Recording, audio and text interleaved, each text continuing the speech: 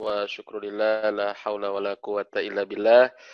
Asyhadu an la ilaha illallah wahdahu la syarikalah wa asyhadu anna Muhammadan abduhu wa rasuluhu alladzi la nabiyya wa la rasula ba'dah. Amma ba'du.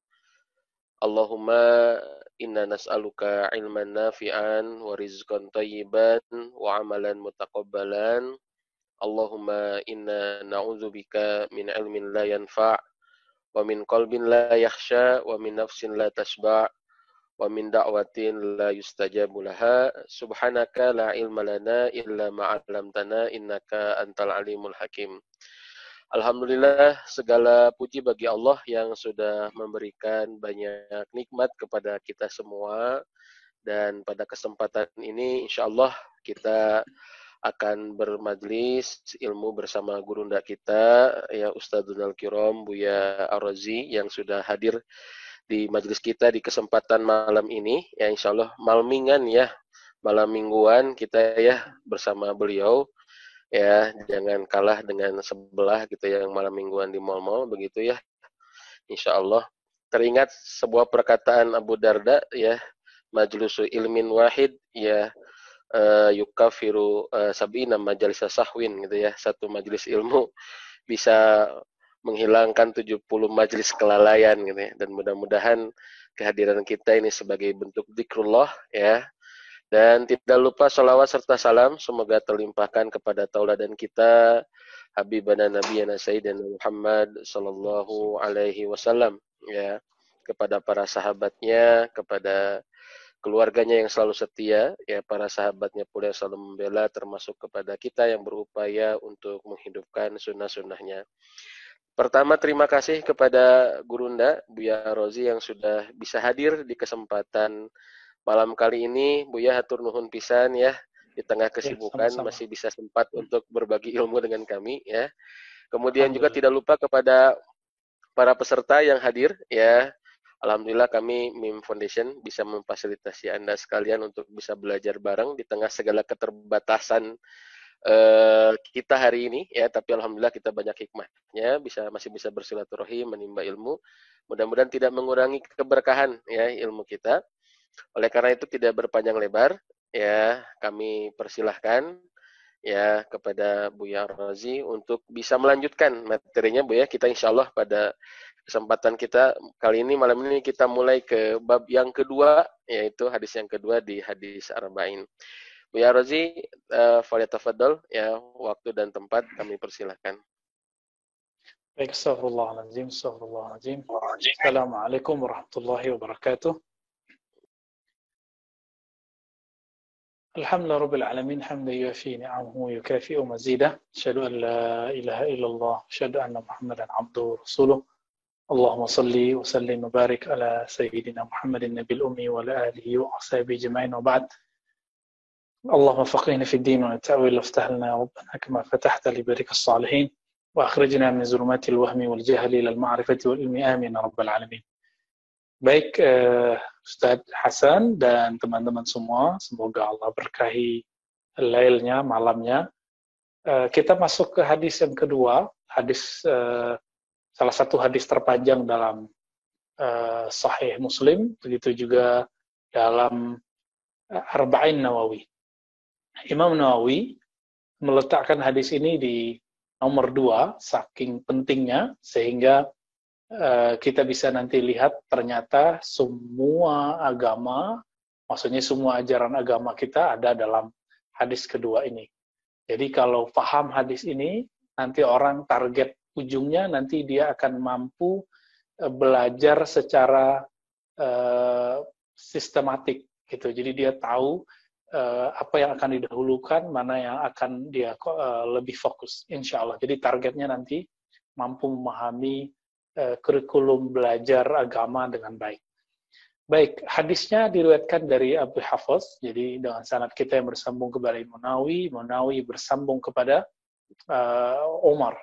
Umar punya kunyah itu julukan bapaknya siapa gitu. Jadi kalau anaknya paling besar namanya Hafsah atau Hafs, maka disebutlah beliau Abu Hafs. An Abi Hafsin Umar ibn al-Khattab radhiyallahu ta'ala anhu qala, Jadi disebutkan di situ bahwa Abu Hafaz atau nama beliau adalah Umar bin Al-Khattab berkata, aku mendengar Nabi Shallallahu Alaihi Wasallam di lafaz hadis ini tidak kalimatnya mendengar ya, hanya berkata qala bainama nahnu julusun inda Rasulillah sallallahu alaihi wasallam, ketika kami duduk-duduk bersama Nabi sallallahu alaihi wasallam. Jadi sahabat dan Nabi itu sangat akrab sekali, jadi mereka tidak terlalu, hubungannya tidak feodalis ya, jadi hubungannya kaku, strata gitu, tidak, tapi sangat akrab. Nabi punya waktu bersama mereka. Apa kata Umar bin Al-Khattab? Bainama nahnu julusun inda Rasulillah. Di saat kami duduk-duduk bersama Nabi sallallahu alaihi wasallam, iz tala'a alaina. Iz dalam bahasa Arab itu artinya tiba-tiba, lil fujah. Tiba-tiba ada seseorang datang kepada kami, tala'a ya. Tala'a udah jadi bahasa kita ya, tulu' terbit. Tiba-tiba muncul ada seseorang syadidu bayadis siyab. Pakaiannya sangat putih. Nah, ini hadis sudah pernah kita dengar, nanti kita akan baca dalam pendekatan yang berbeda. Dan rambutnya sangat hitam. Syadid sangat, sawad syar, sangat hitam rambutnya. Lalu apa yang dikatakan oleh Sayyidina Umar? Sayyidina Umar ini hampir hafal semua orang, karakter orang yang ada di Madinah. Dan Umar mengatakan, la ya'rifuhu ahadun minna, atau minna ahad. Kami tidak kenal dia ini siapa. Wa la yura alaihi atharus safar. Tidak ada satupun bekas kalau dia habis melakukan perjalanan jauh.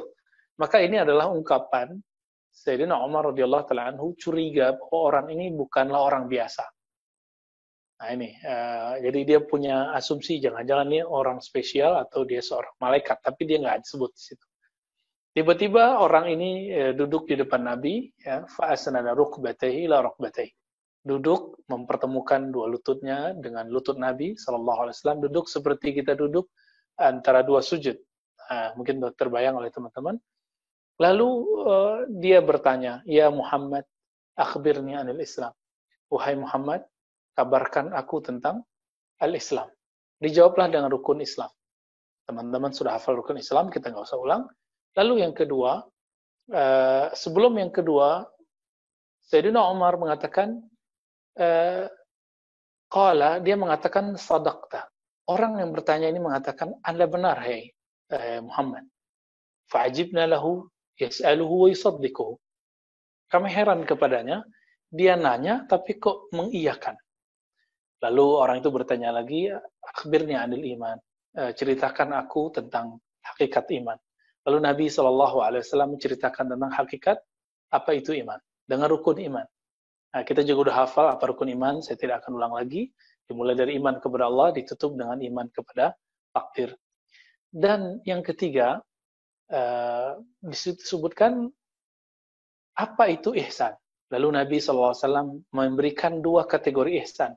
Jadi opsional. Jika tidak A, B. An ta'budallah ka'annaka tarah. Kamu menyembah Allah seakan memandangnya. Jika tidak, maka fa'innahu yarak.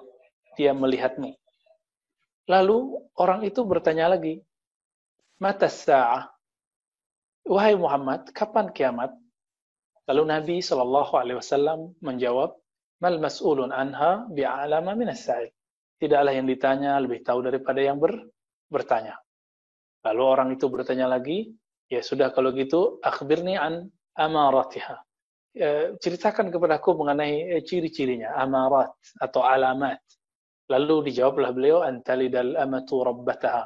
Ketika seorang ibu melahirkan tuannya. Jadi seorang budak, jadi dia ibu melahirkan tuannya. Dan ini sudah berlalu karena zamannya sudah lewat, zaman perbudakan sudah lewat. Kita sebut itu tanda kiamat sughra. Jadi sudah lewat, sudah nggak ada di zaman ini. Yang kedua, disebutkan di situ, antara al-alata ri'a'asya yatatawaluna fil bunya. Kamu lihat ada orang-orang yang miskin, yang pengembala domba atau kambing, mereka bisa bolak-balik masuk gedung. Dan ini sedang terjadi, bahkan sudah lama terjadi di semua negara. Orang-orang yang berekonomi biasa bisa masuk ke mall. Dulu kalau tahun 90-an kita sulit membayangkan, atau 80-an mungkin teman-teman yang lahir sebelum itu, tapi sekarang siapa aja bisa masuk. Nah, ini sedang terjadi sekarang. Jadi ini tanda kiamat kecil, tapi dia sustain, dia berlanjut. Lalu orang itu tiba-tiba pergi, fantalaqa maliyah, ya. Lalu Umar melirik kepada arah orang itu pergi, ternyata orangnya sudah nggak ada. Di saat tidak ada, Nabi kemudian bertanya kepada Umar, "Wahai Umar, atadri man as-sa'il?" Tahukah kamu siapa yang bertanya? Lalu Sayyidina Umar menjawab, padahal beliau sudah curiga nih, cuma karena belum yakin, adabnya adalah mengatakan Allah dan Rasulnya yang lebih tahu. Lalu setelah itu Nabi menjawab, ya, "Dzaka Jibril." Itu adalah Jibril datang kepadamu, yu'allimukum dinakum, atau liyu'allimakum dinakum, untuk mengajari kamu dinmu. Maka teman-teman sahabat melakukan Allah, ad-din, agama, itu terdiri dari 5 pertanyaan di atas. Namun 5 itu tergabung pada 3 tadi. Islam, iman, ihsan, lalu perkara kiamat dan tanda-tanda kiamat.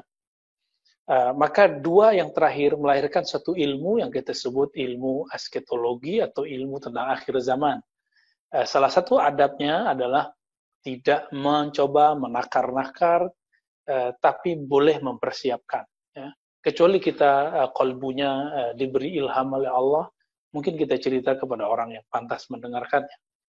Baik, hadis ini menunjukkan bahwa din, belajar agama, tidak cukup hanya dari satu sisi, tapi belajar din harus dari beberapa sisi.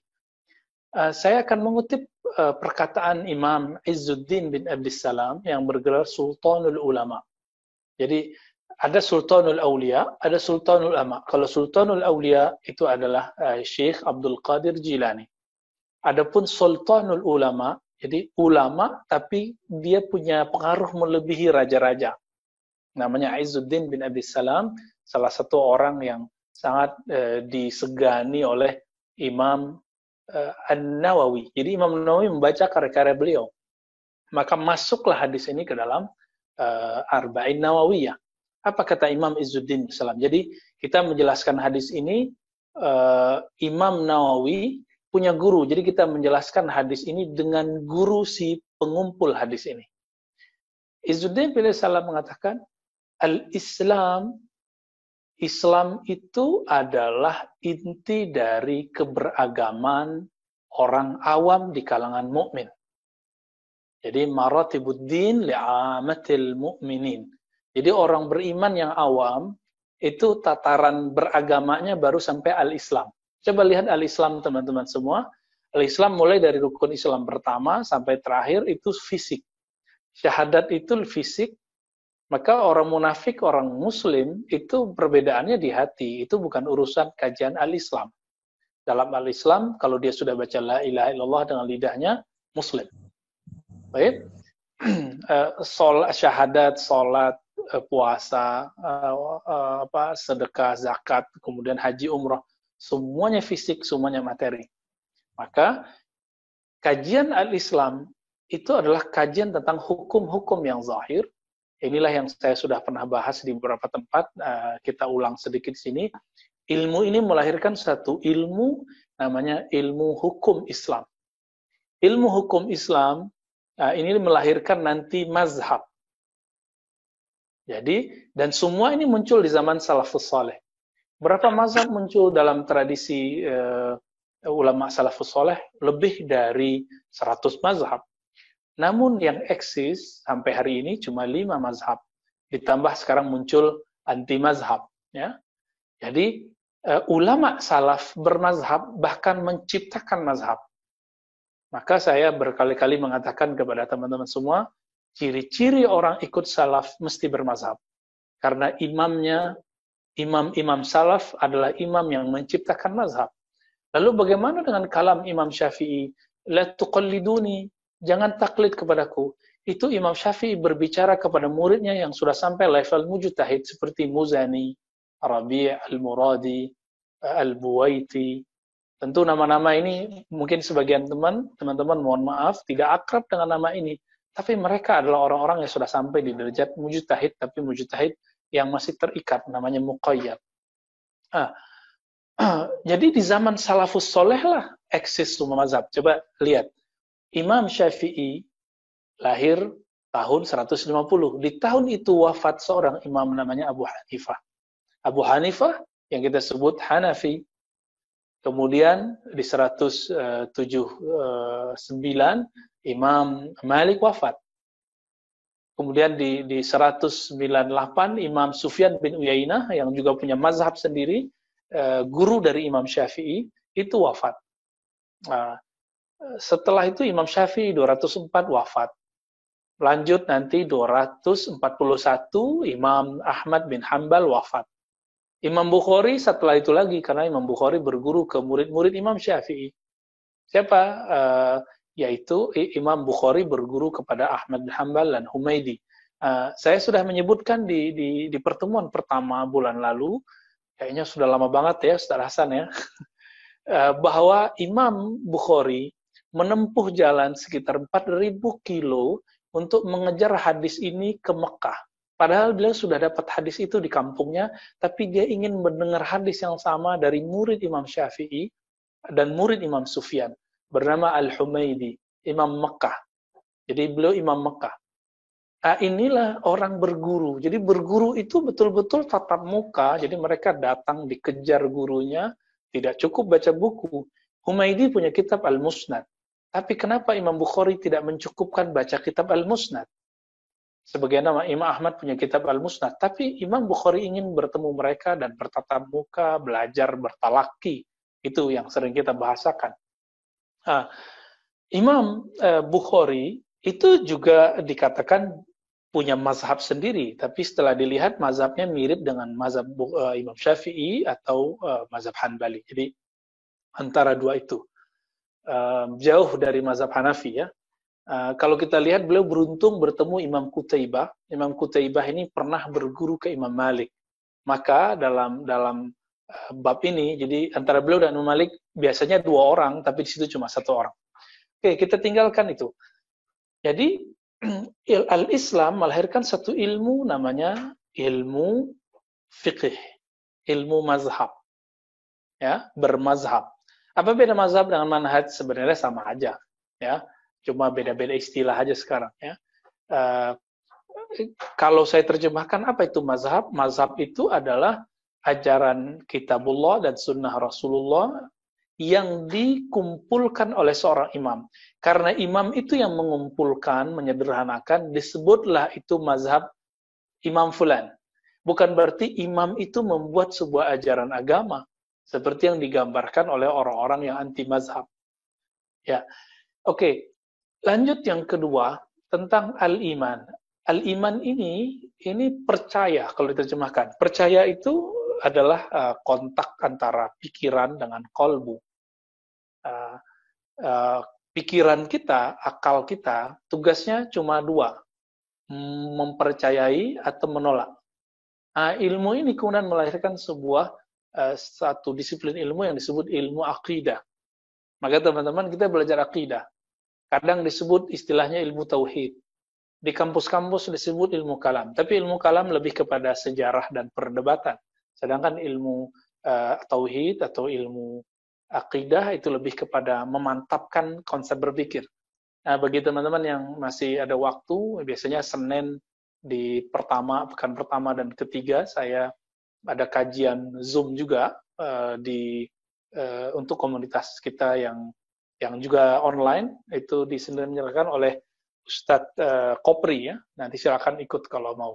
Tapi udah di tengah jalan, mungkin nggak bisa ngikutin kalau tengah jalan. Nah, itu ilmu akidah.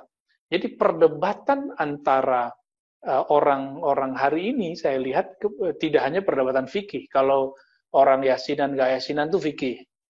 Sayyidina nggak sayyidina itu perdebatan hadis dan fikih. Kunut nggak kunut itu fikih. Nah, itu sudah lewat di al-Islam, ya, al-mazhab. Tapi sekarang ada orang bertanya di mana Allah, Allah di araskah, Allah bertempatkah, mungkinkah Allah bertempat, dan bla bla bla. Semua itu adalah perdebatan akidah. Perdebatan akidah. Saya menyarankan agar betul-betul berguru kepada orang yang ahlu sunnah bersanad. Jadi ahlu sunnah ini terbagi dua, ada ahlu sunnah bersanad dan tidak bersanad. Yang tidak bersanad, kalau tidak punya sanad ya tidak sahih ahlu sunnahnya.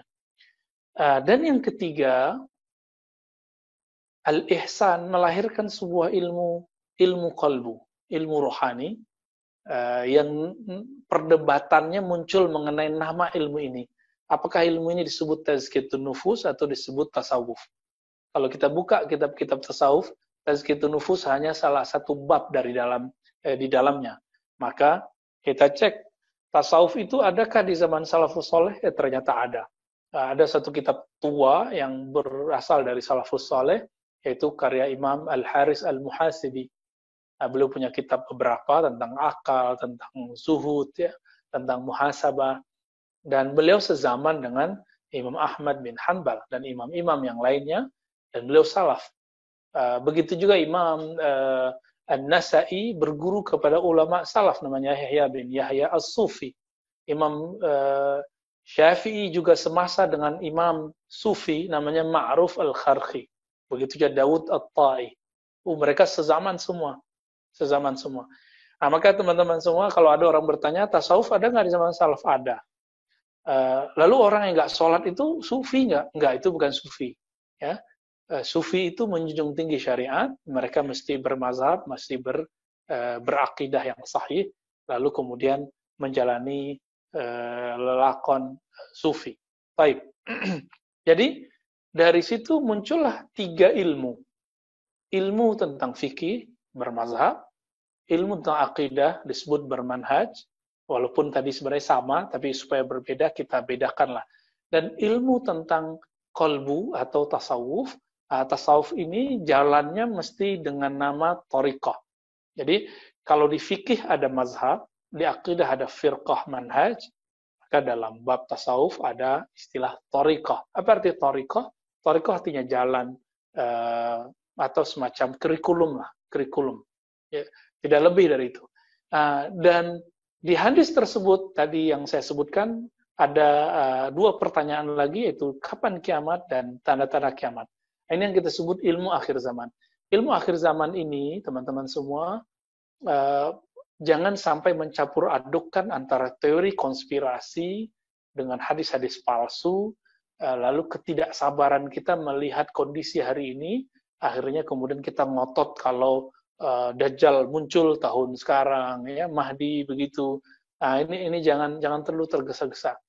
Semuanya sudah ada waktunya dan Allah Subhanahu wa taala telah menentukannya. Jadi jangan berbicara dengan kata orang atau pakai hasil WA dari orang Mekah gitu ya. Atau terkonspirasi dari situs mana, pakai hadis apa. Coba masih ingat nggak bulan Ramadan kemarin menyebar tuh hadis mengenai ada dentuman pada malam 15 Ramadan. Kita sudah kasih tahu jauh-jauh hari ini hadisnya dhaifnya jiddan. Orang nggak mau dengar. Akhirnya apa yang terjadi? Orang pada ketakutan, nanya lagi, dan banyak yang saya tidak tanggapin lagi karena mereka tidak mau dengar, lebih mendengarkan kajian-kajian akhir zaman, tapi yang tidak berdasar dengan hadis-hadis yang sahih. Hanya dengan munasabat ghair sahihah. Cocokologi yang tidak cocok, gitu ya. Teman-teman, maka jangan bermain-main dalam bab ini, karena bisa membuat cara berpikir orang tidak benar. Jadi kalau mengikuti tema ini berarti 4. Tapi kalau dibuang yang 4 masukin ke Al-Iman, dia cuma 3. Nah, Syekh Abu Bakar Al-Adni dari Yaman, beliau menjadikan 4. Jadi Islam, ajaran agama kita ini dibagi 4. Seperempatnya fikih mazhab, seperempatnya manhaj akidah, seperempatnya thariqah tasawuf atau tazkiyatun nafs, dan seperempatnya kajian akhir zaman. Kalau yang bisa berbahasa Arab, ya, bisa lihat kajian Syekh Abu Bakar Al-Adni, itu banyak di YouTube ya, yang bisa bahasa Arab saya nggak tahu ada terjemahannya atau tidak. Baik. Jadi hadis ini disebut oleh beberapa ulama dengan maratibuddin. Hadis mengenai tingkatan-tingkatan dari objek kajian dalam beragama. Maka teman-teman semua, saya mengajak kalau belajar tentang agama kita, mesti 4 macam ini, atau minimal 3 macam. Islam, iman, ihsan. Nah, orang yang belajar Islam, nah ini saya ulangi lagi ya, orang belajar Islam, karena nanti ujungnya adalah fikih. Fikih itu ujungnya ibadah yang sah atau tidak sah. Maka dulu di zaman-zaman tahun 90-an, awal 2000, orang paling ngomong sah batal, sah batal. Tapi belakangan ketika hak para ustadz itu bebas semua, akhirnya sekarang siapa saja bisa ngaji, siapa saja bisa ngajar. Muncullah kemudian beberapa ustadz yang sangat doyan dengan kalimat S dan B, sunnah dan bid'ah. Ya, dikit-dikit sunnah, dikit-dikit bid'ah. Satu kali saya pernah ngetes, jadi ada ada dai-dai yang mau diberangkatkan ke luar negeri. Kita tes, ini tamatan luar negeri. Saya tanya, mahya sunnah? Apa itu sunnah, bro? Gitu-gitu ya. Ya akhi, mahya sunnah? Apa itu sunnah? Apa jawaban dia? Sunnah itu yang dikerjakan berpahala, ditinggalkan nggak apa-apa. Loh, itu bukan sunnah, itu hukum sunnah. As-sunnah tinggal dia jawab menurut usuli, menurut al-fiqih dan segala macam. Jadi sekarang muncul makna ambigu dari kata sunnah karena ada istilah ustadz sunnah, manhaj sunnah, sampai ada minuman sunnah, ada baju sunnah, ya macam-macam. Nah, teman-teman semua, kalau kita terlalu dominan kajiannya kajian al-Islam, dikhawatirkan nanti suka membicarakan sunnah bid'ah. Ternyata guru kami dulu, Syekh Hasan itu sudah lama bertemu di Kuwait dan di Jerman. Karena beliau pulang pergi Kuwait Jerman. Orang itu selalu suka mengatakan, ini sunnah, ini bid'ah. Sampai beliau bercanda, ini kalau sendawa kayaknya sunnah bid'ah yang keluar. Gitu. Itu sampai beliau bercanda begitu.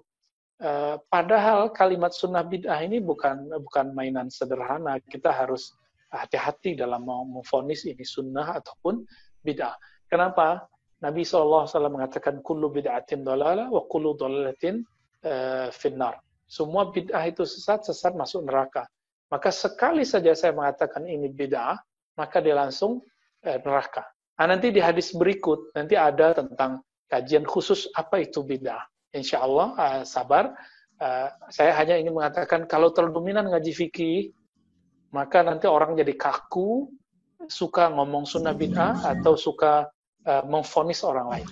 Kalau dominan mengaji akidah, nanti suka jadi juri, dikit-dikit menyalahkan orang, dikit-dikit mengkritisi orang. Kalau dominan belajar ihsan, tasawuf, atau tazkiyah nufus, terlalu toleran. Jadi tolerannya kemudian kebablas. Maka di sini harus ada balance. Ya. Kalau terlalu ngaji tentang akhir zaman, nggak punya manhaj yang sahih, akhirnya hidup penuh ketakutan. Gitu. Nah, lalu gimana caranya? Harus ada muwazanah, ya. Harus ada tawazun, harus ada keseimbangan dalam ngaji. Karena ilmu itu ibarat obat, maka yang tahu takarannya adalah ahli ilmu. Yang mengerti ahli ilmu tentu orang-orang yang sudah lama di dalam kancah keilmuan. Teman-teman semua, ahli ilmu itu kadang-kadang mohon maaf belum tentu dai. Kadang-kadang dia cuma muallim, dia pengajar di pondok kecil. Tapi dia ternyata seorang muallim. Dia tahu cara bagaimana menyuapkan ilmu per dosisnya kepada si murid. Tapi sekarang karena negeri ini betul-betul negeri yang sangat bebas. Ini ada isu mau sertifikasi dai aja rame gitu ya. Di Saudi itu biasa, di Malaysia udah begitu. Tapi Indonesia karena memang sudah terkelewat ya, jadi nggak mungkin melaksanakan itu. Akhirnya dai-dai ketakutan mau disertifikat. Ya. Ustaz Hasan takut nggak Ustaz? Kalau kita bilang saya takut gitu, nggak usah takut. itu nggak akan ada kriminalisasi di situ. Santai aja sebenarnya. Nah, saya Kalau karena Anda nggak bukan, takut, Ustaz. ya, Kalau Anda nggak takut, Ustaz, karena bukan dai. antum mah dai. Ya deh, nggak usah dai, deh penceramah aja deh. Baik. Jadi kita simpulkan hadis ini, sebenarnya hadisnya panjang penjelasannya, tapi kita bisa menyentuhnya dengan cara yang lebih sederhana.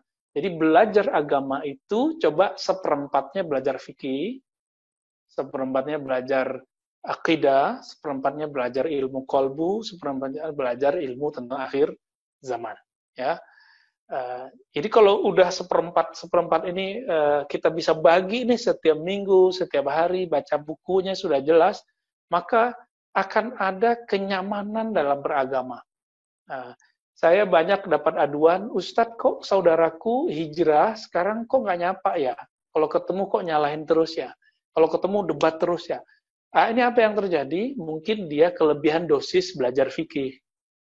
Ya, akhirnya suka mengatakan, dia ngajinya ngaji sunnah, tapi sebenarnya kontennya fikih. Karena kajian sunnah itu kajian riwayat. Apakah mereka ngaji riwayat? Enggak. Kajian riwayat itu teman-teman nggak ada penjelasan. Kita khataman hadis Bukhari dan baca dari awal sampai akhir itu yang disebut kajian sunnah. Ya, kenapa kemudian ini menjadi masalah? Karena dosis kajiannya diberikan belum pada saatnya.